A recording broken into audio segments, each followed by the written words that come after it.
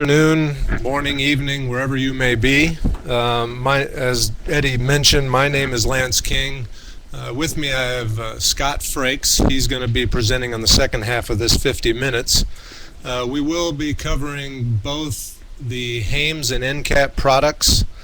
Both products currently are in some form of user or system testing, and if all goes well, both of the products should hopefully go into some form of initial or full deployment here within the next year. Hopefully those deployments will start here probably around the beginning of the upcoming year. As Mr. Jones stated, we are covering two products. So when I'm done and I hand it over to Scott Frakes, please hold your questions for my portion until Scott has finished his, and then we'll take questions on both products. All right, the purpose of this presentation, we're going to give you an overview, and this is really going to be a high-level overview of HAIMS.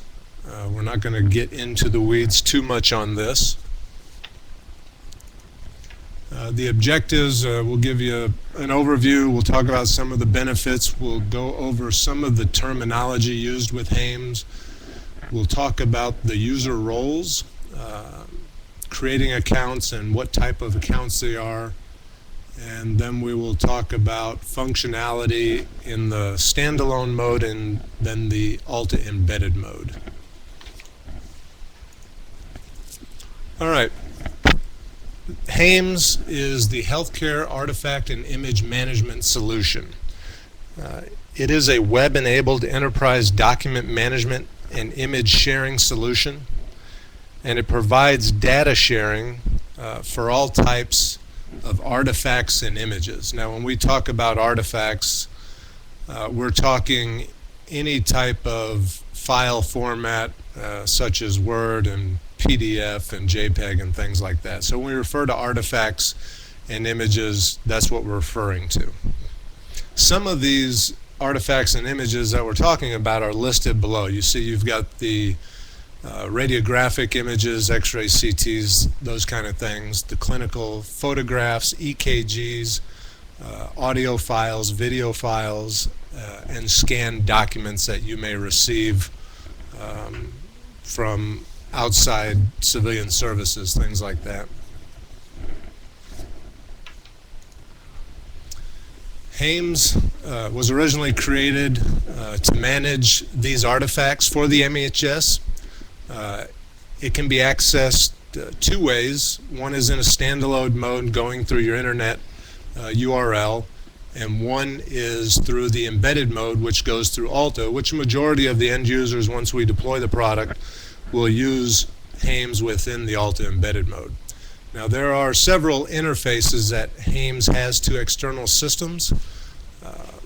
The main three are, as I've mentioned already, Alta, then the Bidirectional Health Information Exchange, and the Picture Archiving and Communication System. It enhances the global awareness for our healthcare providers, both DoD and VA, and allows for global visibility and access to these artifacts and images throughout the entire healthcare delivery process. It provides scanning and importing from the end user local machine, and it also provides a bulk scanning capability for places like your PAD or outpatient records, where they can scan in large amounts of documents at the same time into HAIMS. HAIMS stores all those scanned and imported artifacts. It provides access to the PACS, and the PACS is basically gathering it's holding the DICOM images, which are the actual X-rays, and HAIMS stores the metadata information and pulls those images over so they can be viewed in HAIMS. So it doesn't actually store the X-rays in HAIMS. They're still in PACS as they've always been.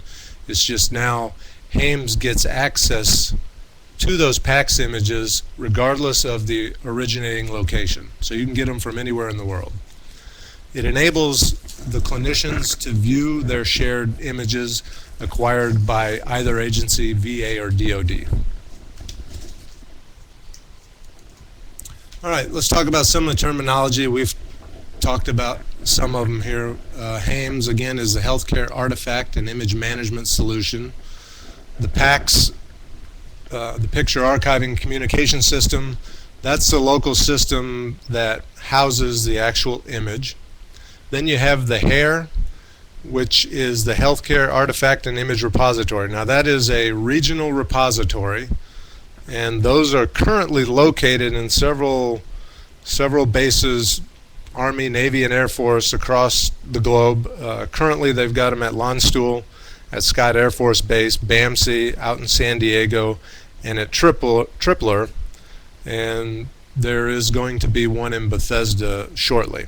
Now the central HAIR is here in DC at the Washington Navy Yard. The HERA is the External Repository Adapter, and what that does, it ingests the metadata from the PACS. So like I said, the image isn't held in HAIMS, it's held in PACS, but using the metadata, that's how HAIMS retrieves the image.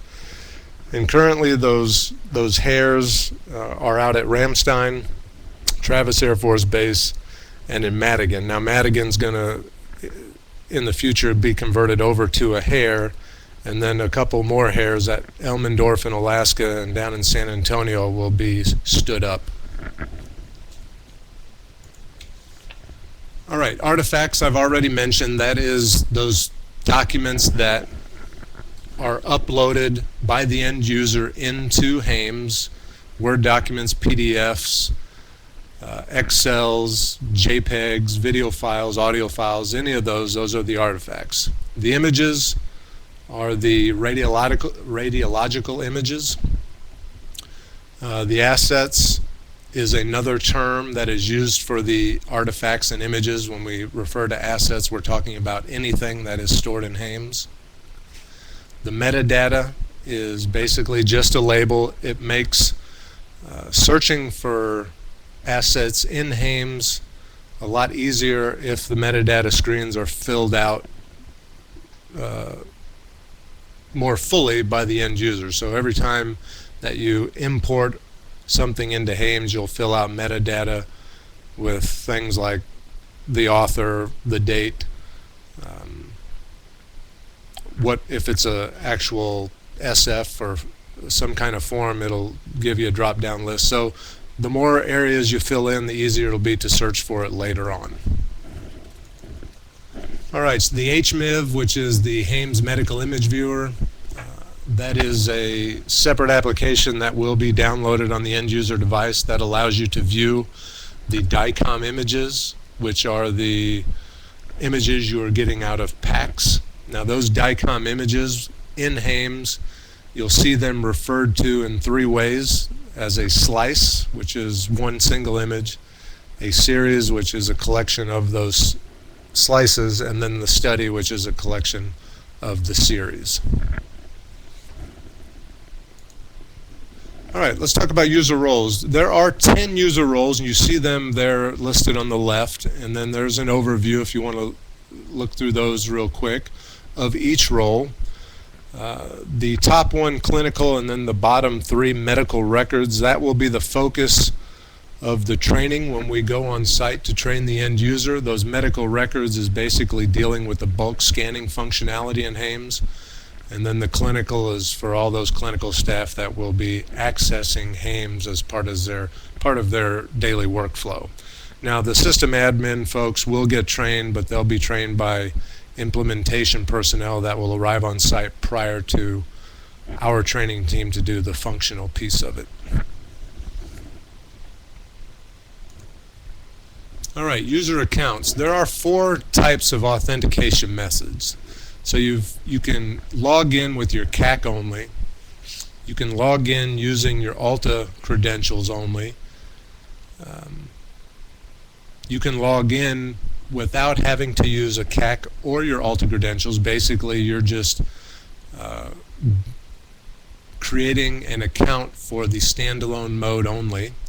And then the last one there is using your CAT card and your ALTA credentials. Now, the majority of the users that we're going to train when we deploy the product will be ALTA users. So most of them will fall into this CAC and ALTA category. And when you do that, you get immediate access into HAIMS. The other three versions, when you go on to the HAIMS and create your password or create your account, the system administrator will be notified, and then that end user will contact that system administrator to have that account activated. So the CAC ALTA scenario is immediate access, and like I said, that's probably a majority of our users throughout the enterprise. All right, functionality. You see on the left there is functionality in the standalone mode, and on the right, functionality in the embedded mode. Now, there are a handful of these that are the same. If you look on the left, you have to create your account in HAIMS Standalone. When you search for patients, you can only do it in HAIMS Standalone. And then the bottom two, when the privacy officer runs HIPAA audit reports, and then the bulk scanning functionality, those have to be done in standalone. Going in and viewing documents and acquiring and annotating and searching for documents can be done in both. And we'll go through the standalone and the ALTA embedded mode now and kind of talk about both of those. All right, for the standalone, this screenshot here. When you first log in to HAIMS after you have your account, you're going to come to this screen, and this is called the dashboard. You're not going to see this in ALTA when you access HAIMS through ALTA. This is only in the standalone mode. And if you notice across the top there, highlighted in yellow, there are several tabs. Now, those tabs are dependent on what role you hold within HAIMS. Now, I am listed as a system administrator on this screen, so I have all the tabs available. For instance, a clinician would have the patient search tab, the logout tab, and then the help and my setting tabs over on the right. Now down on the bottom, you see on the right there is your status. And like I said, I'm logged in as a system administrator. And then on the right, you have a most recently viewed patients, and that list will show you the last 20 patients that you viewed within HAIMS, and the most recent being on top.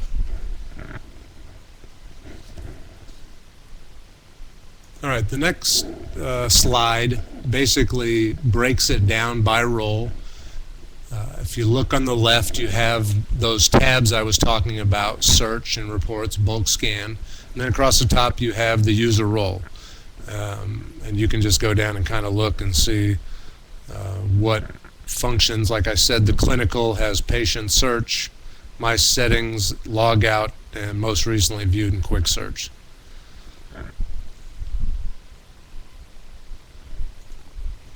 All right, the next few screenshots are going to be accessing HAIMS through ALTA. There are 4 access points within ALTA.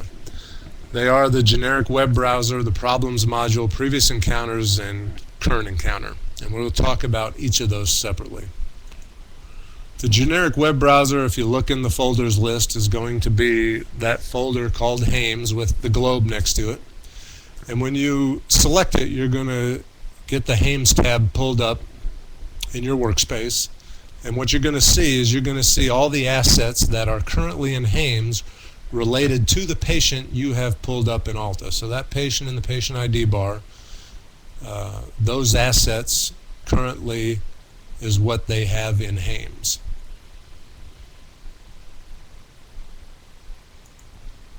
Now when we go into the problems module, if you select a problem,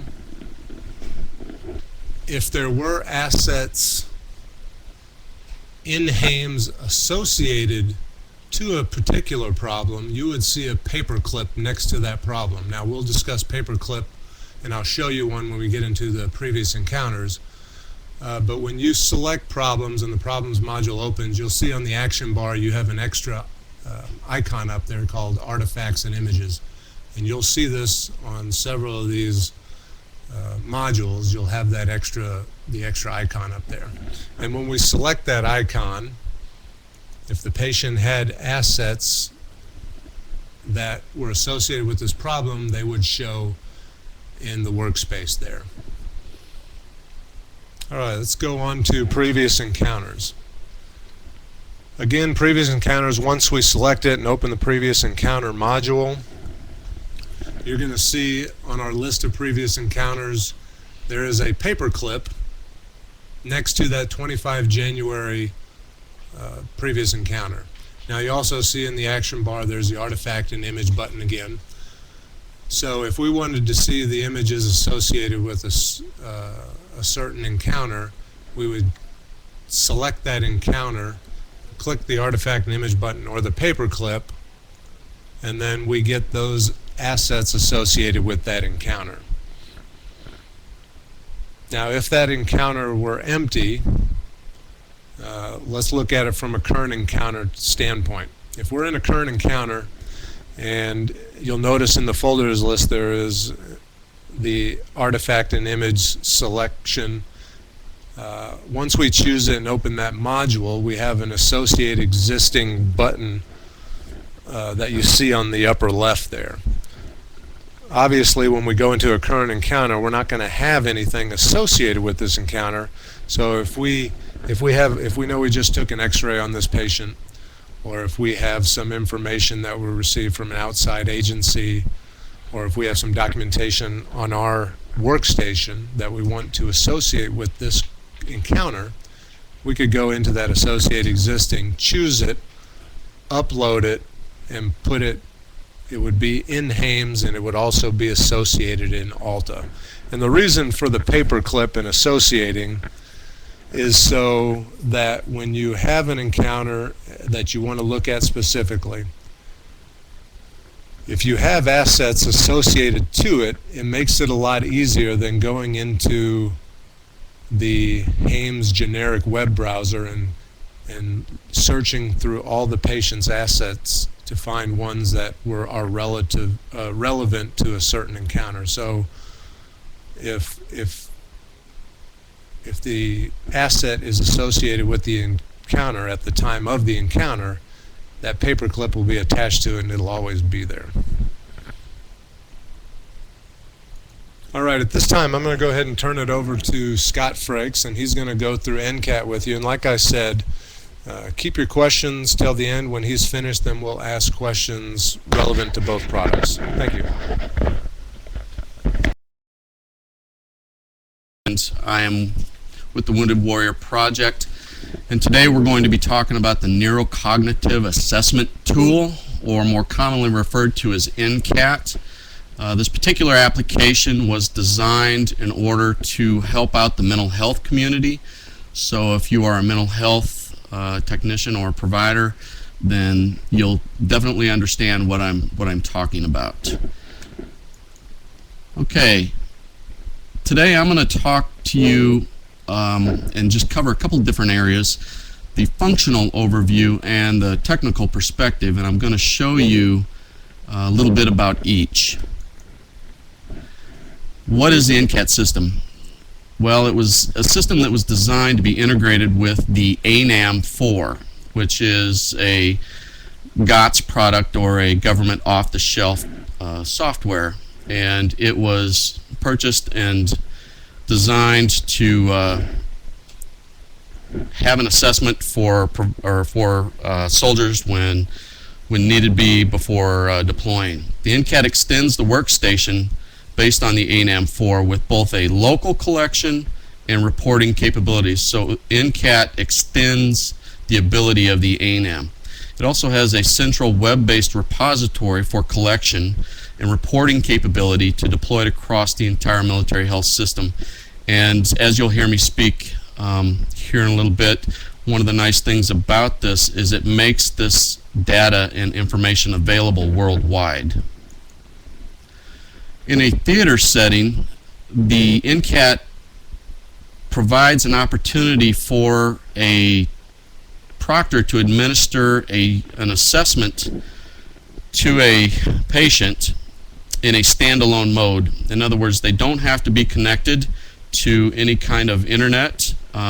They can administer the assessment and then store the data, and when they have an opportunity to connect to the internet or web access, they would then transmit that data to that central repository using the TMIP.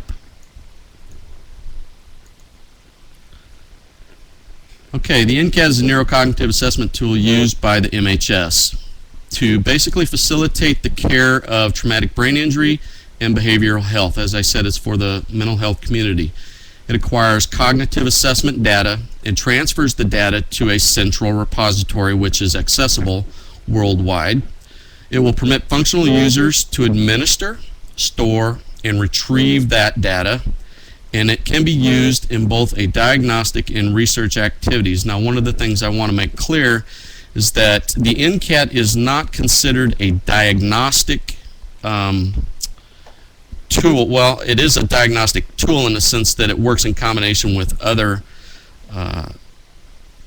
things at the provider's disposal, but in itself, as it stands alone, it is not a diagnostic tool. So the assessments will be made available to the patient's electronic record for comparative analysis to the authorized healthcare providers. Some of the features of NCAT.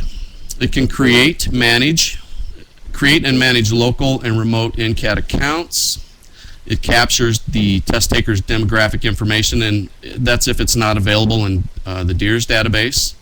It configures the local test battery, and I'll show you what a test battery is here in just a little bit. You can view the NCAT assessment data in the form of a clinical report, and for those of you who may be familiar with this information with the ANAM, there was a report previously, and it was called the APR. Through NCAT, it's now called the NPR, and really the view is exactly the same. You can view, save, or print predefined reports and create ad hoc reports, and as I said before, you can resolve DEERS matches or mismatches for that matter. What are the benefits of NCAT? It's used for testing warfighters prior to deployment, post-deployment, and after sustaining known or suspected head-related traumatic shock or injury. It provides the clinicians in the field to gather information related to reaction time, memory, mood of patients more rapidly. So as I said before, in combination with other medical information, the assessment results help to prevent a more complete picture of a patient's cognitive and emotional status that was previously possible. So in a nutshell, what NCAT is providing, one of the benefits for the clinicians, is the ability for the provider to administer a baseline assessment prior to deployment. So we have a pre-deployment assessment, and if something was to happen to the soldier while they were deployed, traumatic brain injury of some sort, explosions, gunshot wound, anything that has to do with the head, they would then be able to administer this assessment and have a comparative analysis on the reaction time, memory, and mood of patients. Okay, some other benefits is it provides a system to enhance neurocognitive assessment capabilities for the MHS and will serve as an integrated solution to deploy, manage, and operate NCAT in garrison and theater locations at all levels of care. And it permits the user to administer, store, and retrieve the assessment test result data to support both diagnostic and research activities. And we'll talk a little bit more about those research activities in just a little bit. Those are special roles that are given to an individual if they are pulling data for whatever reason for research. As I said before, this information, the assessment, will be stored in a centralized database at DISA, and it will be presented to the provider in the form of a report called the NPR, or Neurocognitive, or NCAT performance report. And the fact that the assessment can be accessed from literally all over the world is a huge benefit for the providers when treating patients. As we know, patients generating in downrange transferred rather quickly, and sometimes their medical information doesn't catch up to them. With this application, as far as mental health is concerned, that provider back at Walter Reed will have access to that assessment that was provided or given at the baseline, and then maybe one given in theater, and then now that they're back home, they can take all of that information and be able to do a comparative analysis of the data. Access control. As you would think, with any type of mental health information, there are securities in place. So the NCAT application and data is controlled by authorization granted to each user via a certain role. And I've talked a little bit about those roles, and I'm going to show you those in just a second. There are 8 of them. They're defined for NCAT system, and each role has specific authority associated with it. These are those 8. As you see, the first one is the test taker. They have very limited access to their own information. Basically, all they're allowed to do is go in there, take the assessment. Then you have the test proctor and provider, which from our perspective are the 2 that we focus on the most. The provider and the proctor have certain things that they can see with their roles, and believe it or not, the proctor actually has more access to the assessment than does the provider. The provider is just allowed to see the NPR and administer set up a battery and administer an assessment, basically if they were in a clinical setting. Then you have the test installer, system administrator, and user account administrator. Usually those roles are going to be the same person in a clinic. Then you have the operational branch, single branch of service, and the all branches of service. Those are the people that are able to generate reports. So what they can do, for example, the single branch of service, you'll have an Army representative that has the ability to go in and pull out data specific to the Army. It is de-identified, and they will just be able to pull certain data. Basically, let's say that they're trying to get an assessment of force health, for example. And then there's one person, or a few people I'm sure, that have access as in all branches of service, and they will have that same ability to go and pull data for all DoD. Okay, let's talk about the proctor and the provider, since they are probably our 2 main roles. Both of them are part of the healthcare team, which perform administrative tasks using the NCAT client and the NCAT master web server. I guess I kind of have to explain what the difference is there. The NCAT client we refer to as the actual computer sitting right in front of the test taker, and the computer that is sitting with the proctor and the provider. That is considered the client. The master web server is that repository that we talked about that the assessment data goes to. Some of the responsibilities of the proctor, and that's what I was alluding to earlier when I talked about the differences between a provider and a proctor, and the fact that the proctor actually has more responsibilities. They're able to administer the assessment, they configure the workstation, they create an NCAT assessment profile, and if need be, they can reset the test taker password. They'll validate the NCAT assessment results, transmit the results to the master web server, and if there are any errors in that transmission, they are able to go ahead and rectify those or manage them. The provider, once again, a member of the test taker's healthcare team, they have only a couple of responsibilities. They can assemble the local NCAT assessment battery. They can validate the test taker's assessment after they've completed that, And then, of course, they are the ones that will interpret the NCAT test scores to utilize when they're making a diagnosis. And then they'll generate an NPR on the NCAT workstation and generate the NPR on the NCAT master web server. Okay, when you first log in, you're required to have active credentials for either SnareWorks or the TMDS for theater. You're going to find that when you first log in, you're going to have two options. One of them is the DoD Common Access Card, or the CAC, and the MHS User ID. This is the screen that you'll see the first time someone wants or tries to log into the NCAT application. And the first time they do, they're going to be required to provide their MHS user ID and password, which is the same as your SnareWorks credentials. And this will allow Alta users to access the NCAT client data without having an additional set of credentials. In other words, when you first log in, you have to use your Alta credentials, and then you'll be prompted to register your CAC, and at which time you will do that. It's just a matter of pushing a radio button. And once you've completed that, the next time you access the application, the NCAT application, then all they'll have to do is use their CAC card, and they won't have to remember all that user ID and password stuff for Alta. Okay, what's the reliability of NCAT?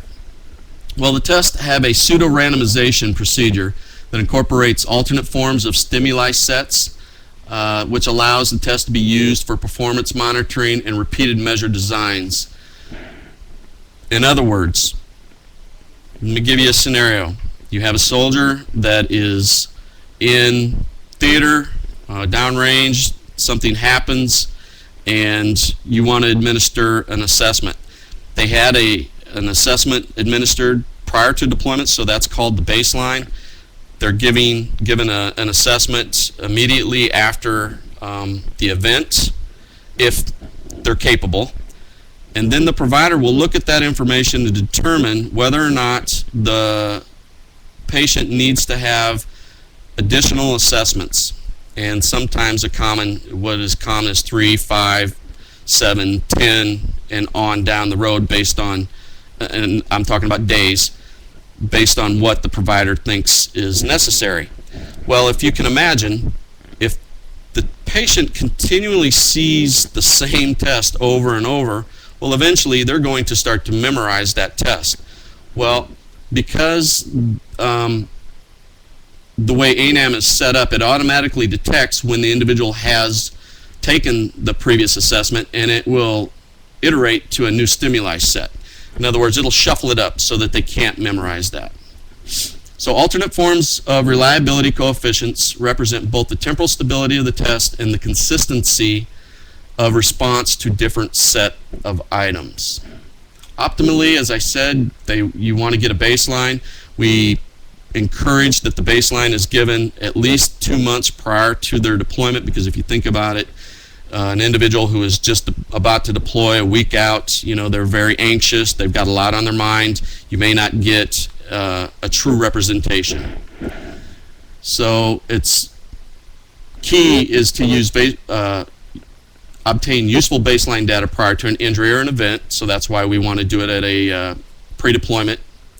And regardless of the presence of whether or not they had a baseline, one of the options that NCAT provides is the ability to compare them against group data of the same demographic, be age, sex, and therefore anything that has to do with that is like their group, in other words. Okay, subsequent tests should be administered soon after the injury or event, and that's what I was talking about when I said 3, 5, 7, 10 days. It's based on what the provider determines is necessary. Okay, finally, following an injury at the point when most reportable symptoms have seemed to have either resolved or substantially improved is when they'll stop that assessment. So they're going to look at that baseline or that comparative analysis group, and when the scores start to better reflect what that baseline was, then that's a good indicator that the patient is getting better. And so the provider will make that determination at that point to go ahead and suspend the assessments. Okay, this is the battery that I was talking about. The first 4 you'll notice are just questionnaire type information, demographics, questionnaire, are they sleepy, what's their mood, because believe it or not, that will affect the outcome of the test. And then 5 through 11 are the actual modules, that is the ANAM. Those are the ones that will measure basic speed, processing speed, memory, things like that. Now, one of the things that is available to the provider for those additional assessments is they can go in there and just choose some of these modules. If they don't want to have the patient take the whole battery, they can choose a module and just have them take that assessment. Okay, once the assessment is completed, this is the NPR. This is the NCAT Performance Report. This is what the provider will see on a PDF file. If there are multiple assessments, they can pull them up and lay them side by side for comparative analysis. You'll notice that I'm not going to go through this whole NPR here, but it basically reflects the information or the data collected from those modules. So where we saw memory or spatial memory or reaction time, there's an area in the NPR that tells the provider how they did. And you'll notice you have green, yellow, and red up here in a couple of areas. That's just kind of a quick glance for the provider to be able to determine whether or not there's an issue right away. Okay, real quick, what happens? How does the process work? You have the proctor, okay, and so your proctor creates the assessment or profile for the test taker, and they do have the ability to do group tests also, which is a new thing in this version. We'll talk a little bit about that. And then they'll start the session. So in other words, soldier comes in, the assessment has already been created and their profile is ready. They will use their CAC to log in. It identifies them and immediately sets them into the assessment. Once the assessment is completed, the the proctor will validate the fact that it was a good test. Not that the answers to the test were good, but the procedure of testing was good. They can, however, have a clinician view it at that time and determine whether or not it was a valid test from a clinical perspective, but that's not necessary all the times. At that point, the proctor then transmits the assessment data to that repository or the master web server. Once the reaches the master web server, it is banked against an EDIPN number or against DEERS to make sure that we have the right person with the right data. And as you can see here throughout the flow chart, there's a couple of things that happen. It's checked, it goes to the master web server, at which time we now have the ability for that information to be pushed to the service-specific servers. In other words, MedPro for the Army and things like PIMR for the Air Force. That data is going to be pushed up there. Now, the assessment itself, the NPR, is not located in that server. Just the fact that there was one completed, and you can look at it, or you could go to the master web server and pull it up. Also at this time, this is where those report generators will be able to go and get the information that they need and create those ad hoc reports.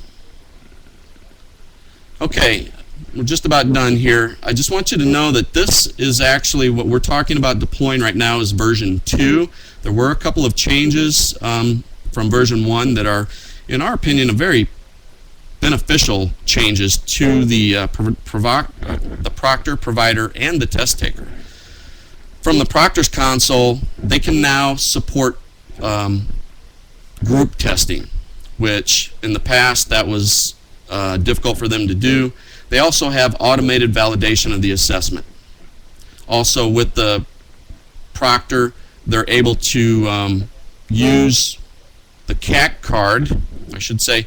Allowing the test taker to use the CAC card helps the test taker and the proctor because Before, the proctor had to hand jam all the demographic information into the computer before they could set up the assessment. And if you can only imagine, if they were setting up a group, at that time you have 100 guys standing outside waiting to come in and take this test. The proctor goes out and collects all the IDs and has to hand jam that information in there before they can come in. Now that can be done ahead of time, and all that needs to happen is the provider or the proctor, let me back that up, the test taker comes in, inserts the CAC, and the information is loaded onto the system, and they go right into the assessment. Some of the changes to the master web server. It was enhanced to make the NCAT data electronically and directly available to those service-ready specific servers. Like I said, PIMers, MERS, MODS, and MedPro. It's been modified so that you can have a status check of the interface between those systems. Before, that wasn't capable, but they will, the proctor or whoever's submitting the assessment will get a message back saying that it was a good transmission, and it actually shows the interface to those external systems. This is a little busy. The only reason I have this here is because I just wanted to show you that from the NCAT client, that's the test taker's machine, they complete the assessment. It's pushed up to master web server. You see it'll go through the DEERS check, goes to the master web server, and from that master web server it is pushed to those service specific servers.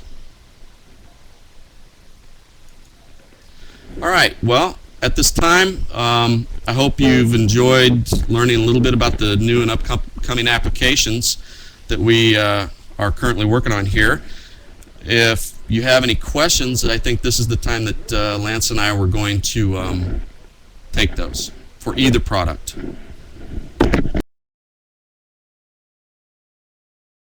Pertaining to HAIMS, then I'll just kind of look over these and just answer those the best I can.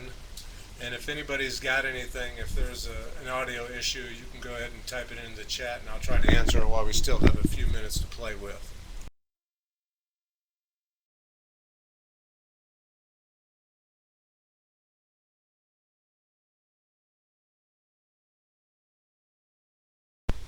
All right, one of the questions was, who will the system admins be? That is currently under discussion. I know now, I don't believe the Army has any, well, I think all the trainers are no longer contractors and are all GS, but your system admins that are currently on site will probably take on the role as system admin for the HAIMS piece. Again, things like that aren't, those are external discussions to the training piece. Those things take place between the program office here probably and the services. The question referenced, will these repositories take the place of a clinical note repository? I know when I was a sustainment trainer at Fort Leonard Wood, there was always the issue of, where are we going to put documents that we scanned onto the computer and now we want to put in Alta. Some folks were doing an add note, some people were putting clinical notes. HAIMS, to me, is like a big electronic file cabinet that you will no longer have to find a place in Alta for it. You can now put it into HAIMS, and when I was talking about the association piece of it, once that document is in the HAIMS repository, by the end user associating it to a problem or a specific encounter, you will always see those assets when you pull up that record or that patient in Alta.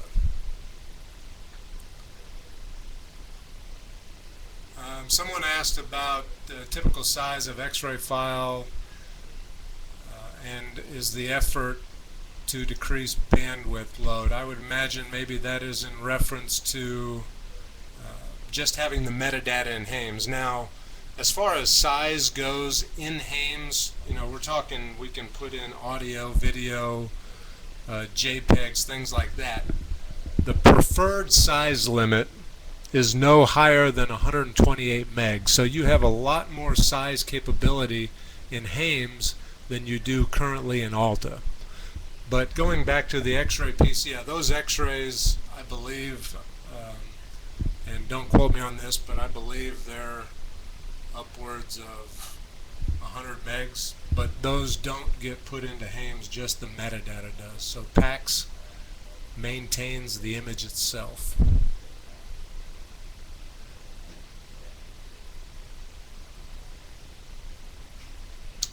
Another question, HAIMS, will clinical notes be moved to artifacts?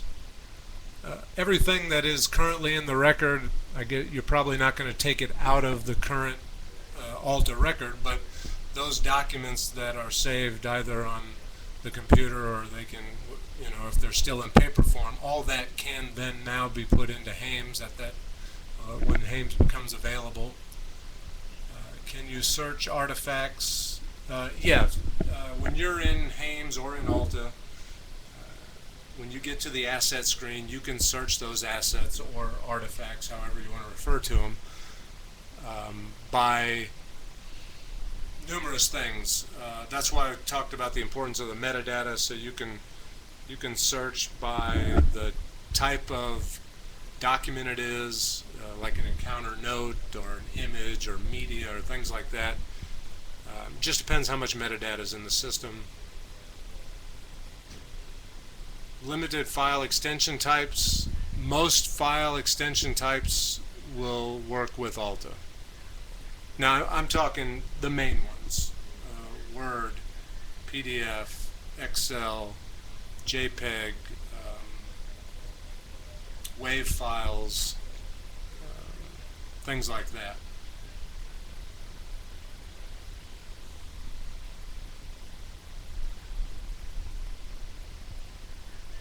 Okay, will my local eye service be able to upload retinal scans? Yeah, we just had a question about that a couple days ago.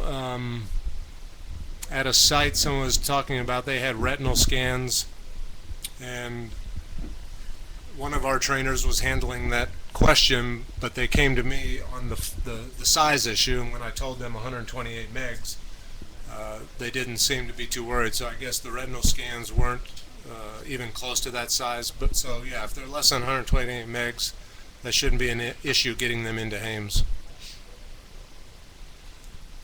All right, any other questions or any questions related to NCAT? If we're not hearing you, go ahead and type them into the chat window, and we'll take them.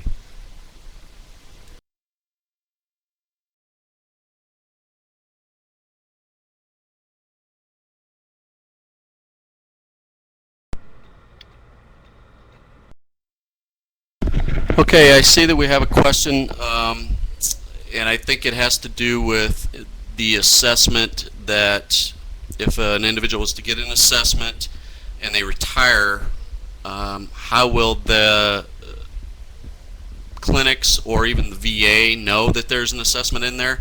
That's a very good question. Currently, we are working to make sure that the VA has access to the master web server. Right now it's limited, however it will be fixed, I guess would be a good way to put it, to where those providers would be able to see the assessment through the bidirectional, the BHE that Lance talked about, that was also available with HAIMS. Now if you are in a military treatment facility and you're retired, how will your provider know that you have an assessment in the system? Well, you have to remember that even though this is for mental health, there's still going to be an annotation in the ALTA record. So that should at least inform that provider that there's something there that they can go see if the patient doesn't inform them of that.